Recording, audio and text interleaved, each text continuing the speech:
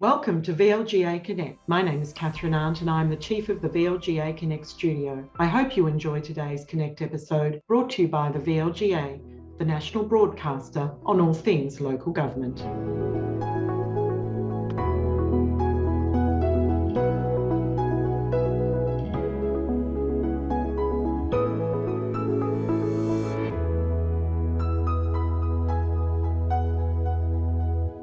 Hi everyone, welcome to VLGA Connect, and it's a very spooky hello on this Friday the 13th to Steve Cooper from the VLGA.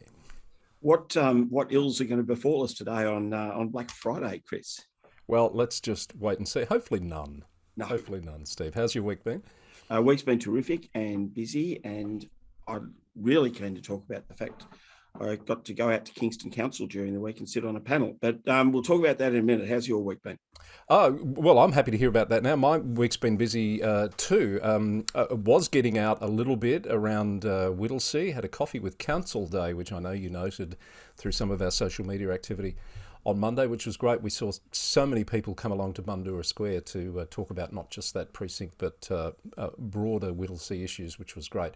I saw our friend from Canada, Ian McCormick, comment, great to see going to the people where they are rather than expecting them to come to you. And that's exactly what the concept of that program is all about.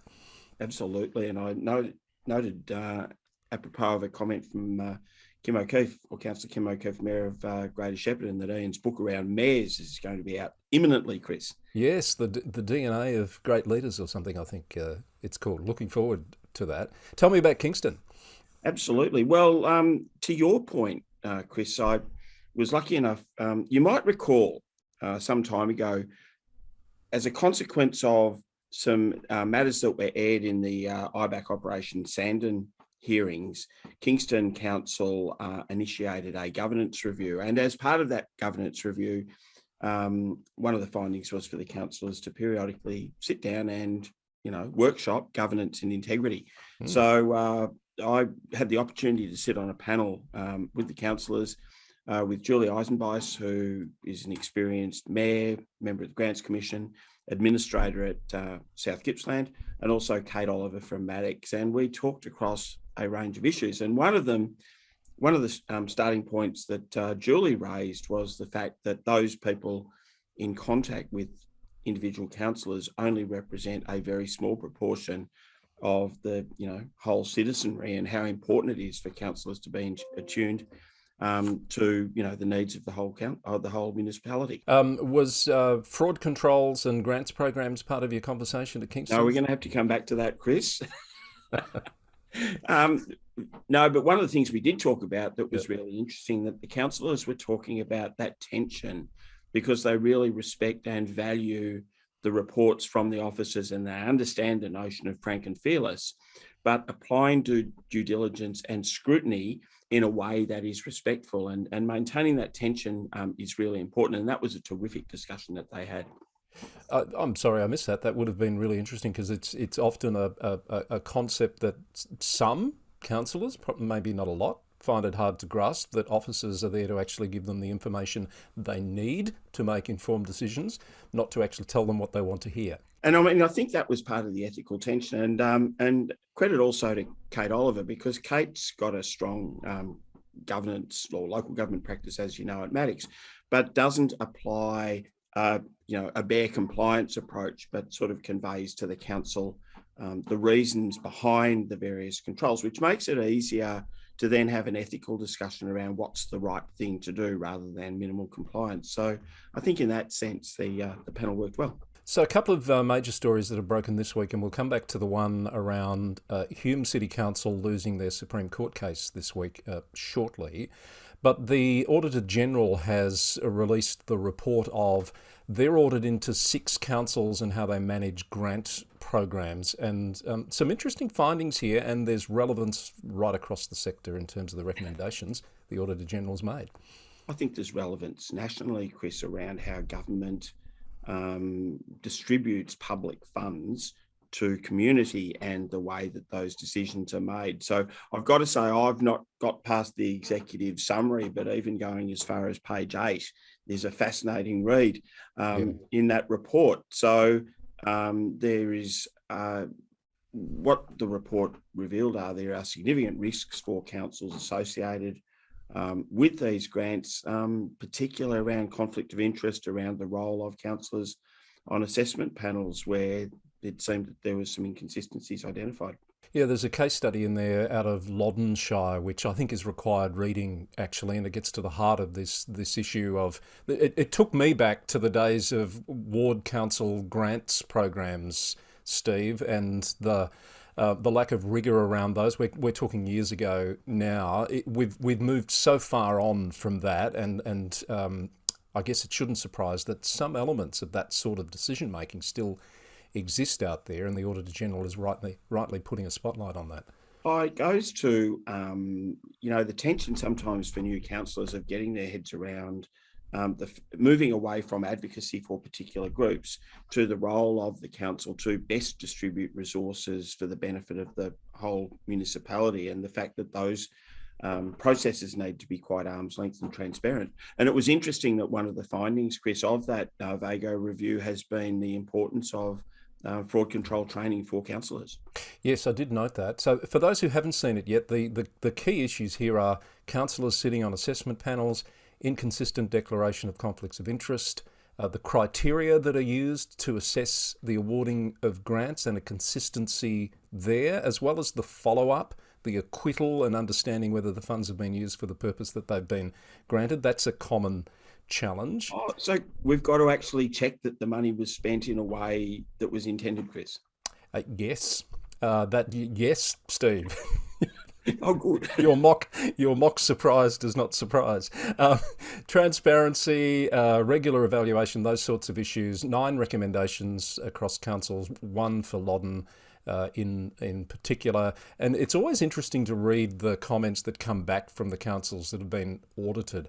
Most of the recommendations have been accepted. There's a few that have been partially accepted, and I haven't gone further into the detail to understand that caution yet.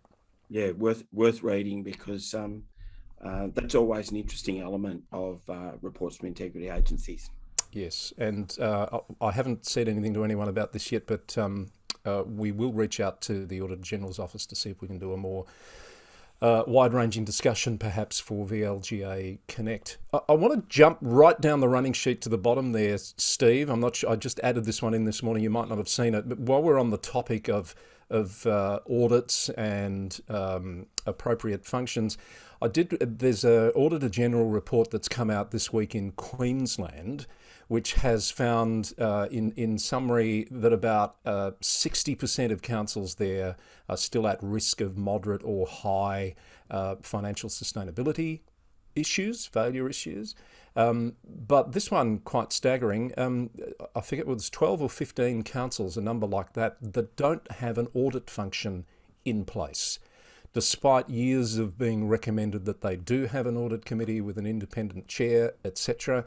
And some of them that have put an audit function in place haven't used it in the last 12 months. So they're really sobering findings, I think, for a sector that I thought was more advanced than perhaps it is in some pockets in Queensland. That is extraordinary, Chris. I think I'll go and read that report, because I find it quite stunning. One of the things about audit and risk committees is that they should help executives and councillors to sleep well at night. Yes, and one of the things about being able to see these reports that are coming out around the country is we can all learn from what's happening in other places, in other jurisdictions. Absolutely. Yeah. All right, a bit of bedtime reading there for you, Steve, if you're looking for something. Now, just before we bring in a guest to talk about the Hume thing, I just want to do a quick update out of West Wimmera Shire. We've spoken about this for a few weeks, and it's certainly got a lot of engagement online through our channels. The council held a unscheduled meeting, which was scheduled for 4 p.m. on Monday. That still does my head in, that language. I'm calling it a special meeting, but I'm old-fashioned. Monday afternoon to reconsider the flying of flags policy. The upshot is that the council has resolved now to fly the rainbow flag on Ida Hobbit Day, which has been met with some very positive reaction.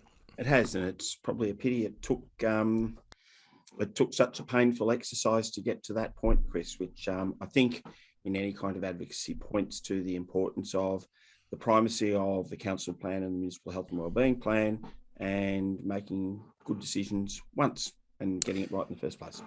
Yeah, so the rush is on for the CEO there to have community flagpoles erected in time for next Tuesday, but they do have a backup plan to use other flagpoles for that flag if the new ones can't be erected in time. All right, details, we'll put a link in the show notes to the minutes of that meeting. Now, Steve, Hume City Council this week announced that it had lost its Supreme Court action seeking to have the Minister for Planning's decision to send spoil from the Westgate Tunnel project out to Bulla.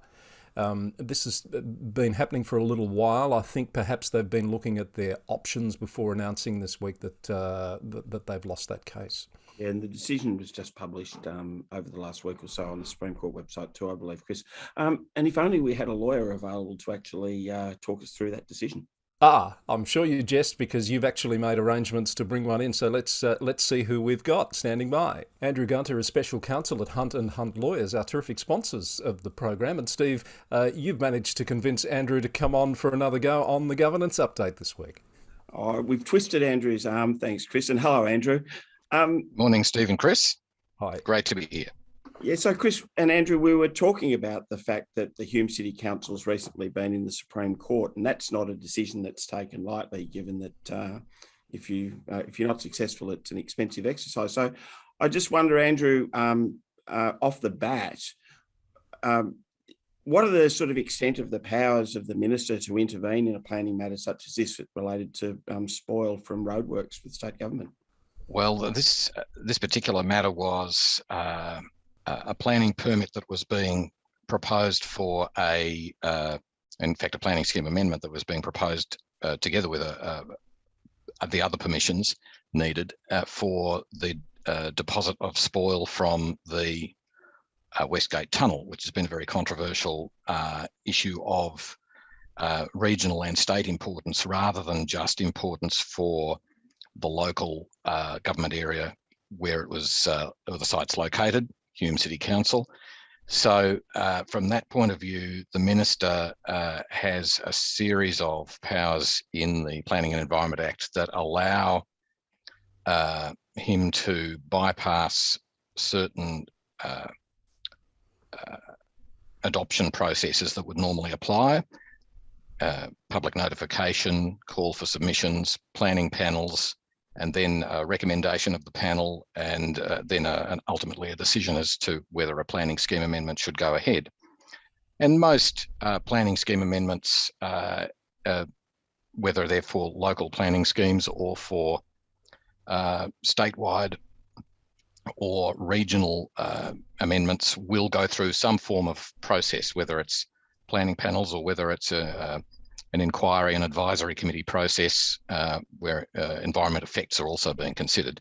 But this one went from the department to the minister, and the minister had made a decision to exempt this particular amendment from the public exhibition phases, so that there were no calls for submissions from people who might potentially be affected by the decision to rezone, and provide the other permissions needed under the Planning and Environment Act. And Hume City Council had its own concerns, plus those of nearby communities in the area between Bulla and Sunbury in northwestern Melbourne, to, if you like, say, well, the minister's overreached here, and that's why they went to the court and argued for the decision by the minister to be void, no effect.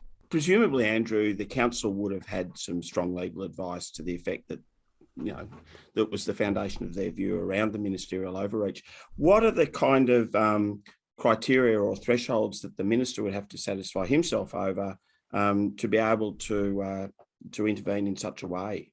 The first one is whether the decision by the minister was legally unreasonable, and that's a very high hurdle to reach. It's one that has come about out of the English courts initially to the Australian courts. It's closely related to what was often called, until recently, Wednesbury unreasonableness. It's about a case in the city of Wednesbury in England, where the local authority made a frankly irrational decision, and the courts said, well, this is an administrative law matter where you couldn't, no rational person could have made that decision based on the facts they should have had in front of them. And so the court struck it down, and that's then come forward to this into the Australian law, and the courts have adapted it, and it's now generally called legal unreasonableness. It's a very high bar. It's hard to reach, and you need to be able to show that the decision maker not just should have arguably made a better decision, but that it was just plainly unreasonable and or illogical. Then the next hurdle is, did the decision maker, the minister, consider irrelevant considerations that would then cast doubt on whether the decision could have been made differently if the decision maker had ignored those irrelevant considerations and put them to one side. And the third one is, did the minister or decision maker fail to take into account critically relevant factors that should have been considered expressly in the decision that the minister made? And this is where the way the department writes briefing notes to the minister saying, "Minister, we recommend that you take this course," need to be carefully developed in order to make sure that what's in front of the minister or other decision maker is all relevant and reasonably cast and explained, and that irrelevant matters are either expressly set aside or not included in the briefing that's in front of the minister when the decision's made. And you'd have to presume, Andrew, then that that various ministers for planning in making these sorts of decisions to intervene directly would have strong advice and be alert to the risk of such challenge. Well, that's right, and there was one of the earlier cases in Victoria referred to in this decision. This was a decision of Justice Richards at trial level. Was a fairly significant decision a decade or so ago, East Melbourne Group and the Minister for Planning, where East Melbourne Group challenged the minister's decision about various planning scheme amendments affecting land in the vicinity of the old Hilton Hotel opposite the MCG, and essentially the East Melbourne Group failed at trial level before Justice Morris, as he then was, and then went to the Court of Appeal, and the Court of Appeal overturned Justice Morris's decision and by majority, and the two judges, appeal judges, who said basically this decision by the minister goes beyond what's reasonable in the circumstances. There were some irrelevant factors taken into account, and not all of the relevant ones were taken into account. So that's an example, that 2008 case, where the decision had gone just a little bit beyond what the decision maker ought to have been authorised to do based on what was in front of them. It was Minister Mary Delahunty at that point, and so that was set aside. And basically, at that point, it's back to square one. The planning scheme amendment is of no effect, and the planning authority then has to go back and start the process of putting it before, asking to exhibit it, and commencing the process all over again, only taking into account relevant matters and excluding anything that could be regarded as irrelevant in making the decision to go ahead with the amendment. Because, for example, the minister might rationally say, well, it can go ahead, but with certain amendments, alterations to the proposed amendment, for example, and those issues need to be very carefully gone through in the briefing notes that the department prepares for the minister to agree to. So, Andrew, interesting that we've had this discussion in a kind of a land use planning context. What you've described seems to be principles for decision making under any act of parliament by a delegate or authorised officer. Well, that's right, and not always by authorised officers, although that's and delegates as well, but also sometimes by the council in full council meeting. For example, a decision to exhibit a draft local law, receive comments on it, and then decide whether to proceed with it in the draft form or in an amended form, has to go through a similar development process.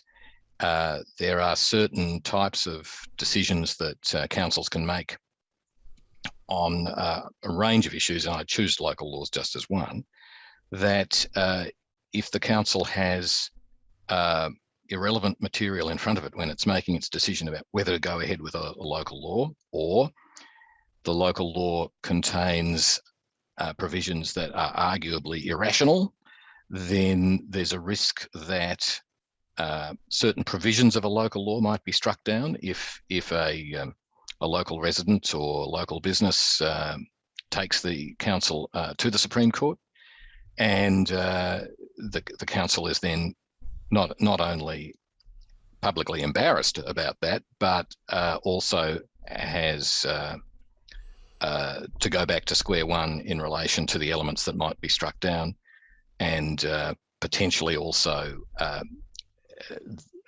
that the question of costs of legal proceedings that a council might lose. They have to consider that as well, because that when you're in the Supreme Court, you've got significant costs burdens, similar to the position that we discussed in relation to costs in the Bayside City Council signage matter earlier this year. Wow, something to think about. Andrew, thank you so much for that. Chris, have you got any other questions? No, I think we've learned some stuff there that we weren't expecting to learn. Thank you, Andrew. Is this decision likely to be one that gets referred to now going forward in other matters that councils should be aware of? My understanding was that the decision, and I could just double check the date of this one. Apologies, gentlemen. The time for an appeal against this decision has only expired this week. Right. It is potentially a matter that could be appealed to the Court of Appeal, a panel of 3 judges who won't be revisiting the facts necessarily, unless there was some concern about the facts that were in front of the trial judge. I have no reason to think that that'd be the case. But if the council were to take the view that there are elements of, for example, the decision in East Melbourne Group and the Minister from several from 2008 that need to be properly ventilated at the Court of Appeal level, then they may well make that appeal step, although they would have to consider the cost implications of doing that as well. Yes, which I'm sure is a relevant consideration for them anyway at this point, isn't it? Andrew, you've been very still there and your light's turned off, but that's fine, we can still hear you. I apologise for that, gentlemen. I'm not quite sure how I can, sitting stationary like this, keep that light on. Andrew, we don't have an override switch. It's a credit to the environmental credentials of Hunt & Hunt lawyers. It is, and you're very well illuminated, so we can continue the interview while saving electricity at the same time. Spot on. Thank you. And look, I think that's wrapped that up nicely. Steve, nothing more from you? No, I think we're done, Chris. Thank you, Andrew. Really appreciate your Thanks, time Andrew, to explain that to us, and hopefully we can chat again soon. Thanks, Chris and Steve. It's been much appreciated that you had me on. So, Steve, interesting as always to hear the lawyer's perspective on that. What are the takeaways for you? What was really compelling, which I wasn't expecting, Chris, to the extent that Andrew described it, was, as we discussed, the impacts for administrative decision-making anyway. And Andrew touched on local laws, and I'm reminded, actually in a conversation with Kate Oliver, that a number of councils are going through local law making processes at the moment. And there is a heightened risk for councils in terms of the legality of their local laws, where they might contradict other legislation in place. So there is a real due diligence required in that area. And Steve, the pressure might be off you this week because there's a couple of comments Andrew made that I think could serve as an episode title. People are starting to look out for the title of these episodes. I think the Wednesbury unreasonableness and the high hurdle to jump, they're possibilities at this point. Don't you go lulling me into a false sense of security. Notwithstanding anything you might say between now and the end of the program. All right, federal election campaign, lots of announcements are still coming in from all sides of politics in terms of election pledges. There's a bit of sport going on with councils announcing one side's pledge this and calling on others to match, etc., which gives them some certainty that whoever wins, the projects are going to be delivered. Of course, that doesn't always happen. The other element of this for councils, Steve, that's exercising CEOs and enforcement officers at the moment is the signage stuff. I can tell you in one municipality that I'm particularly close to, the signs that are going up on public land are being removed and replaced within 30 minutes of it happening. It's quite extraordinary, the activity that's happening out there. Those enthusiastic volunteers, Chris, I don't know what we do about them. Look, It's an interesting one in terms of local laws, because the thing I was reminded about too is, and we could potentially talk about the Kooyong electorate, where there was a bit of media around the fact that the local law specifies only 2 signs per candidate, and there's controls around the number of people handing out how to votes, which are just being routinely ignored. Which sort of raises a question specifically and more generally for local laws about not only thinking for councils and officers, not only thinking about what is the control they would want, what's the purpose of it, and is it actually enforceable? And if it's not enforceable, well, really, why have we got the control? And lots of arguments I'm seeing on Twitter about who's responsible, particularly for those restrictions that are in place around polling booths. Surely there's one clear-cut answer that applies across the board, Steve, or is that too simplistic? You would like to think that there is an element of consistency, Chris. I'll come back, I'll sort of take your question and come back to the point I was raising. Yeah. I am sure that a lot of complaints in relation to election signage and behaviour are politically rather than amenity-based. And, sort of my kind of take is, as long as the arrangements are safe, and surely the AEC and the returning officer, or presiding officer at each booth has some responsibility there in regard to, the arrangements generally. Maybe we can put up with a bit of loss of amenity for a few weeks while there's an election campaign going on. Yeah. The Goldstein signage issue's been back in the news too this week, Steve. I don't think we need to unpack this too much, but there's some documents released under Freedom of Information here that have a process that's reared its head. I thought that was the most important element of the story, Chris, or the bit that got my attention was that, in fact, the communications between the candidates and the council officers, including text messages, were released to, I think it was Royce Miller of The Age under FOI. Right. And it was a salutary reminder that whatever we do is documented and is potentially discoverable. A bit of toing and froing inside the council organisation, I'd prefer to let others draw their conclusions about the political implications of that. Yeah, and I agree. And perhaps just another one on signage, which has come up elsewhere around this issue of third-party campaigners' rights. Did you see this one where a council's determined... Now, I've forgotten which council it is. If I click on the link, I'll probably find out.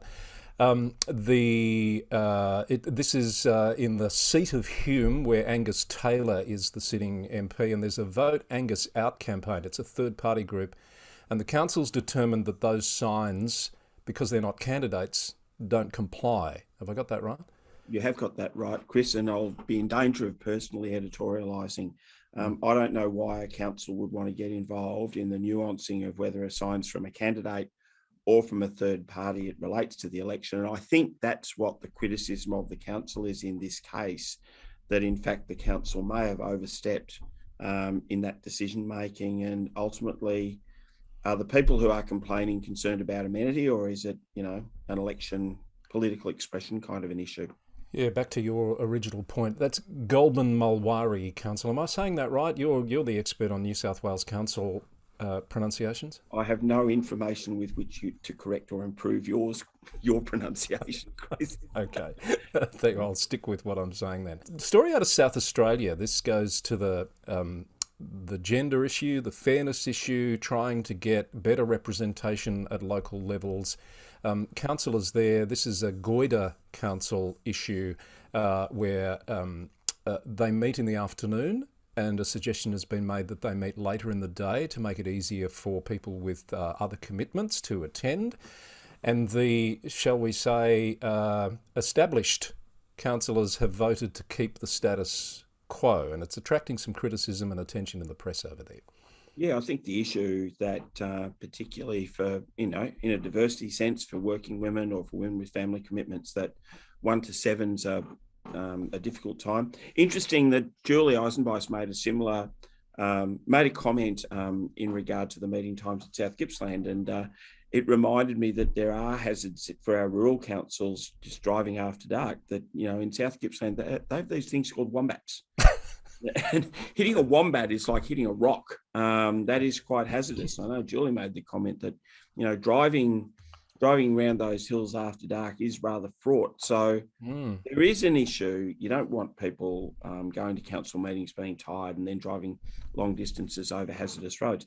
But there is also an issue that if you have meetings during the day, and a lot of metropolitan councils have just moved their meetings to the evening, that's a problem.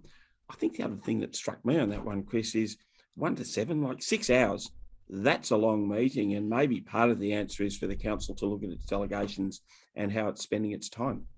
Was it a council meeting or briefing, or they perhaps haven't stipulated? They haven't, but regardless, 6 hours is a long time to spend sitting in a meeting. Very true. Those days of starting meetings at 7 and finishing at 1 a.m, I would have hoped are long gone, Chris. That was a long meeting. So would I. Many a time I've sat there where we've needed a councillor to move an extension, and you think, oh my God, how late are we going to be here? But anyway, I don't have to worry about that anymore. All right, good perspective there, Steve, that I hadn't quite considered. So perhaps not as simple an issue as at first read. Pop the link to that in the show notes. Quick update on Despy O'Connor, the councillor at Mornington Peninsula, who's on leave, of course, former mayor. When we recorded last week, it was still a bit up in the air what was happening with Despy's campaign. I think later in the day, it was the minister's curse. The announcement came out just after our program was published to say that she's staying in the campaign, and the AEC had advised that because the ballot packs have been printed and starting to be distributed, she'd obviously be remaining on the ballot, and if elected, it may be an issue for the Court of Disputed Returns in terms of eligibility. Yeah, I saw that, and Despy was interviewed, I think, by Virginia Triolo on 774 during the week when I was out and about, and made the point also that, in fact, because the ballot packs have been printed, people will need to number the square for a valid vote. But equally, Despy and her team are continuing to campaign. So she clearly has advice that she's got a case, and that will be tested if she happens to be elected. Steve, time's becoming an issue, but there's so much this week. So I'm just going to whip through these and see if you've got any comment on them, but just alert people to them, and we'll pop links in the show notes if you want to find out a bit more. Port Hedland in Western Australia. The mayor there is under pressure to step down after what's been described as lewd conduct at a school board meeting, of which the mayor was also a member. The principal has asked him to stand down, which he has done. The community is now insisting that he also stand down as mayor, on the grounds that he's bringing the town into disrepute and making it difficult for local business, which I thought was a slightly long bow. But the question remains, should he step down? Oh, not for us to make judgments, Chris. I think the mayor said that he had a moment of a brain fade, or words to that effect. But stupid mistake, he described it as. Sorry, what was that, Chris? A stupid mistake, he described it as. Mistake. Well, there you go. It is a reminder, though, Chris, that there is no such sentence as "I took my councillor hat off for a moment." Very true. Yes. Yes. Very good. All right, that's good. The Western Australian minister, while we're over there, wants councils back in the chamber. He's basically said enough is enough of the online, and he wants people to be able to engage with councils again in the course of conducting council business, although he does say that those hybrid options need to be maintained for valid reasons. But I thought that was an interesting statement from him during the week. Yeah, I think there is certainly merit, and we talked about this at Kingston the other night, in the councillors coming together and connecting with each other. What the final answer looks like, Chris, I'm not sure, because people are quite attracted to the hybrid arrangement. It increases accessibility both for councillors and also the community. Might need a review or a royal commission or something. Yes, okay. An article this week about the directors on the Star board, the Star Casino board, and the thing that caught our eye here, and thanks to Deb and the VLGA team for pointing this out, was the piece said that the Star board needed to channel their inner ferret, not their inner box ticker. And the reason we thought we'd mention this, it goes to the heart of discharging a governance responsibility. Whether you're a councillor, whether you're a member of the board, you're not there just to tick the box. You're there to actually bring that rigour of thinking to the issues that are being put in front of you and make an informed decision. It's a great quote, isn't it, Chris? We might just say it again. Channel your inner ferret, not the inner box ticker. I could go back to IBAC Operation Breadbow and Senior Detective Dean. There was a little byplay last week where Counsel Assisting was asking about a particular information that was signed without due diligence, and Senior Detective Dean said, well, someone else signed that as well. I was relying on them. And Counsel Assisting rather curtly said, don't you both have responsibilities to check? And I think that same principle applies where anyone, if there's a line with a signature required, everyone along that chain needs to make reasonable inquiry. Couldn't have said that better. All right, one last thing, which is a bit strange, weird, different. I'm not talking about you, Steve. In Indiana, I thought this was worthy of note. A man has been elected to the town board in the primary election. One of 3 people have been elected while in prison on charges of allegedly murdering his wife. And I thought, how does this happen? But I think the legal case has overlaid with the actual election process. Did you see this? I did say, because you brought it to my attention, it's absolutely gobsmacking, Chris. And I don't want to finish on this. I think there's another example from the States I need to finish on. It's a democratic process until such time as someone's excluded, if you looked at it in a Victorian context. Can we move on? That is just so crazy. I can't believe it. Sure. We should finish on the story that you picked up from Sarasota. Yes. In Florida, about a kerfuffle at the council as to whether they needed a policy for elected officials sharing rides to meetings with council staff. I thought you might like this one. There's a very almost sarcastic tone to the way this story's been written up by, his name's Andrew Warfield, the staff writer at yourobserver.com, who's saying, is there really a problem, or is this a solution looking for one? I would have thought so. And I always like this. There's a phrase that you've heard me mention before in the ISO quality standards, Chris, that relates to procedures. And I think the same thing applies to policies. Have a policy where there's a loss of quality due to the absence of a policy. Can you say that again? Create a policy where there is currently a loss of quality due to the absence of a policy. Don't make up policies for their own sake. It's back to the article's point. Is there a problem that we're actually trying to solve here that will be aided by a policy? And sharing rides in cars, I'm not sure qualifies, but someone might correct us. Well, when you think about this, when you dig a little deeper, the comment that I thought was really interesting is that these commissioners, they are, not councillors, they go to functions, etc., and on occasion they might share a car with a council officer for logical and reasonable reasons. But the commissioner said, we wouldn't ride share with another commissioner, but if one of the staff was driving over, we're all going to the same place. What does that say about the culture of that organisation? About the issue with the commissioners. It also, and nothing that I said before would obviate the fact that if there was a level of discomfort from a staff member sharing a lift with a councillor, I think that would be something that they ought to raise with their management and perhaps make other arrangements.